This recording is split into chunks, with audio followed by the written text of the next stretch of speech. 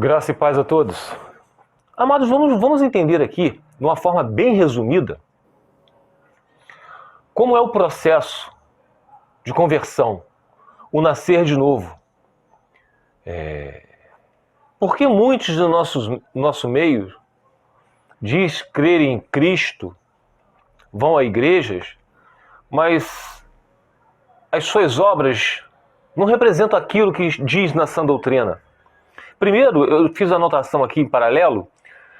Vamos ler o livro de Efésios, capítulo 5, versículo 31, que diz o seguinte: Por essa razão, o homem deixará pai e mãe e se unirá à sua mulher.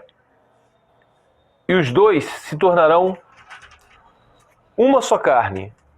Este é um mistério profundo. Refiro-me, porém, a Cristo e a igreja. Portanto, cada um de vocês também ame a sua mulher como a si mesmo. E a mulher trate o marido com todo o respeito. Então, vocês podem ver aqui que ele está se referindo a Cristo e a igreja. Mas ele fez um paralelo com o casamento. E ele começa lá assim, ó. Por essa razão, o homem deixará pai e mãe e se unirá à sua mulher. Em momento algum, ele falou que, por essa razão, o homem deixará pai e mãe, e se porventura houver um abandono ou adultério, poderá deixar sua mulher também e se unir a outra. Não. Deixará pai e mãe e se unirá à sua mulher. Então, aqui nós temos a seguinte questão. Cristo e a igreja. Como ele diz aqui, ó, refiro-me, porém, a Cristo e a igreja. Deus e Israel. Aí eu pergunto para vocês, Deus é fiel? Óbvio. Nós que somos infiéis. E quando a igreja, no total, se desvia de Cristo, ela passa a se distanciar, mas dentre esses que são os eleitos de Deus, que muitos de vocês não gostam, mas isso está na Bíblia, mas nós não sabemos quem são os filhos de Deus, os eleitos de Deus. Somente Deus sabe que existe uma eleição. Mas aqueles que são eleitos de Deus, eles vão voltar para o Senhor. Temos a história do filho pródigo, que ele voltou para o seu pai. O pai dele era a representação de Cristo. E o filho era uma das ovelhas desgarradas do Senhor. Vemos lá a história de Oséias e a sua esposa Gomer. Então, nós temos vários exemplos demonstrando que Deus permanece fiel, mas nós não permanecemos fiéis, mesmo os eleitos. Por isso que tem que ter intervenção divina. E quando eu falei de negar, sim, existem pessoas que negam a Cristo, aqueles que não são eleitos do Senhor. Então, isso foi só uma introdução para o que a gente vai falar aqui agora. Eu coloquei aqui, agora que mostra que ninguém pode ir a Deus, pois precisa nascer de novo. Se ninguém pode ir a Deus, vou ler para vocês o capítulo que diz isso, que está no livro de Romanos. Vamos lá, Romanos, capítulo 3, versículo 10 ao 12. Preste atenção, meus amados. Eu estou lendo Bíblia para vocês, tá? Do 10 ao 12. Como está escrito, não há nenhum justo, nenhum sequer. Não há ninguém que entenda, ninguém que busque a Deus. Todos se desviaram, tornaram-se juntamente inúteis. Não há ninguém que faça o bem, não há nenhum sequer. Então, aqui a gente pode entender que não tem como ninguém ir a Deus. O homem inventou a religião, seja ela qual for, religar, né? Religar o homem a Deus. Mas é impossível o homem se ligar a Deus. Por isso que não existe livre-arbítrio. Mas é Deus que se liga ao homem. Ele vem buscar os que eram seus. Então, como Deus vem buscar os que eram seus? No livro de 2 Samuel, vamos lá, 2 Samuel, capítulo 14, versículo 14. 2 Samuel, capítulo 14, versículo 14, que diz o seguinte: Que teremos que morrer um dia é tão certo como não se pode recolher a água que se espalhou pela terra. Mas Deus não tira a vida. Ao contrário, Deus cria meios para que o banido não permaneça afastado dele. Quem é esse banido? São os eleitos de Deus. Se não tem como nós lemos agora em Romanos 3, não tem como o homem buscar a Deus, que não há um justo sequer. E como é que Deus faz isso? Ele cria meios para trazer de volta o seu banido. No meu caso, ele criou meios através do meu casamento. Mas existem vários outros meios. Então, por aí a gente vai entendendo como Deus age. Agora, vamos para... eu ainda fiz aqui um resumo. Mostra a fidelidade de Deus perante as suas escolhas, os banidos. Nós somos infiéis, mas Deus permanece fiel. Por que eu coloquei isso? Porque existe aqueles que são de Deus, mas Ele cria meios para trazer de volta a eles, porque Deus é misericordioso. Deus perdoa, nós que não perdoamos. Por isso que a gente escuta aí alguns pregadores dizer que, não, em caso de infidelidade, e no caso de abandono, vocês podem se divorciar e casar com outro. Isso é mentira. Isso é mentira. Agora, vamos ver como Deus faz para trazer de volta esses banidos. Porque não há ninguém que busca a Deus. Vamos para o livro de Ezequiel. Ezequiel, capítulo 36, versículo 24 ao 27, que diz o seguinte: Pois eu os tirarei dentre as nações, os ajuntarei do meio de todas as terras, e os trarei de volta para a sua própria terra. Deus falando para o povo de Israel, aquele povo iníquo. Aspergirei água pura sobre vocês, e ficarão puros. Olha, não somos nós que vamos buscar a Deus. É Ele que está dizendo que Ele vai buscar. Deus vai aspergirá água pura sobre vocês. A água, lembra que é a palavra? E ficarão puros.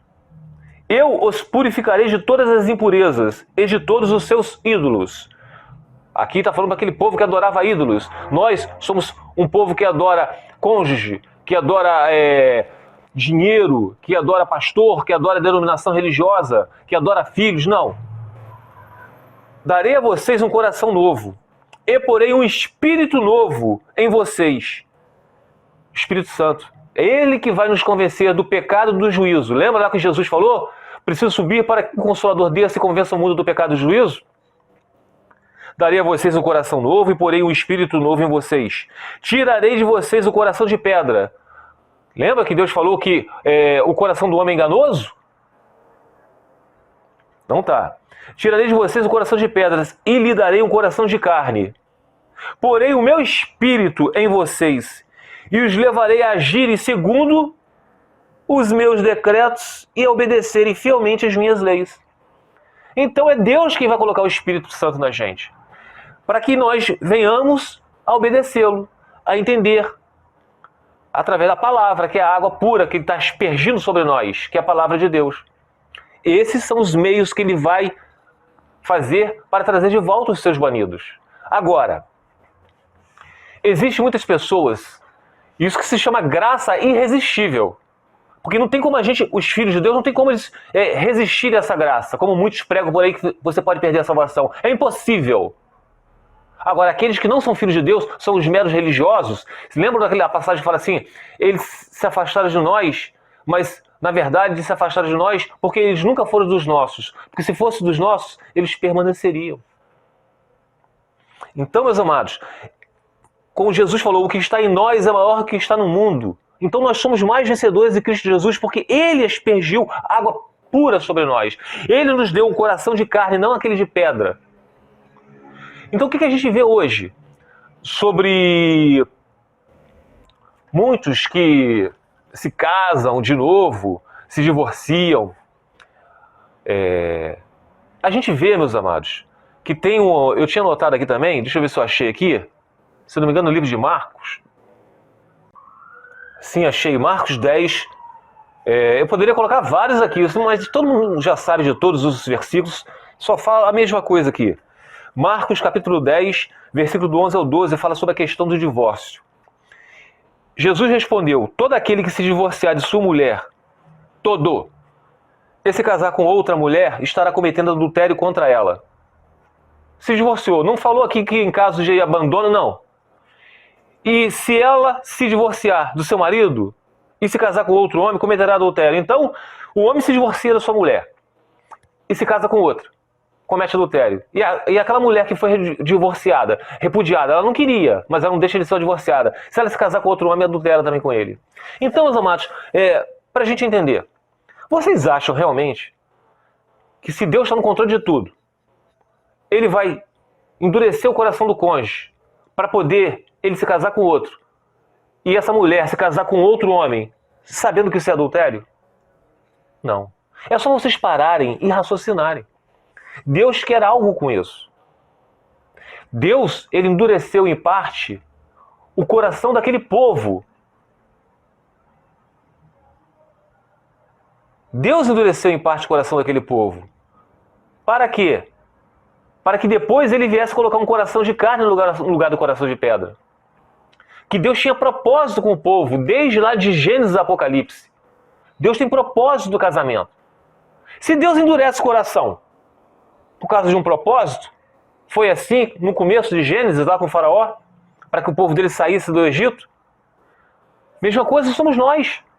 Deus endureceu o coração do cônjuge de vocês para que nós também tivéssemos saído do Egito. Nós, mesmo casados direitinho, nós estávamos no Egito. Eu não estou aqui, comigo, meus amados, eu não tenho esse negócio de pregação bonitinha, querer falar manso, esse é meu jeito. Mas eu estou falando com vocês Bíblia. Nós, casados, nós estávamos no Egito. Mesmo se estivéssemos indo a igrejas, nós estávamos a caminho do inferno. Mas Deus endureceu o coração do cônjuge da gente, para que nós viéssemos a buscá-los de todo o coração. Então, existe propósito para isso. Não é para vocês se casarem com outro. Não é para vocês escutarem pastores falar por aí, ah não, ele abandonou vocês, houve adultério, então vocês podem se casar com outro. Vocês vão cair na cilada de Satanás. Deus não separou vocês para vocês adulterarem. Vocês são a parte mais forte. Vocês são a parte que estão lutando, estão intercedendo, para que Deus tenha misericórdia do cônjuge de vocês e coloque naquele coração de pedra, no lugar dele, um coração de carne. Eu espero que eu tenha... eu dei uma resumida, porque a gente já, no canal a gente fala sobre isso o tempo todo.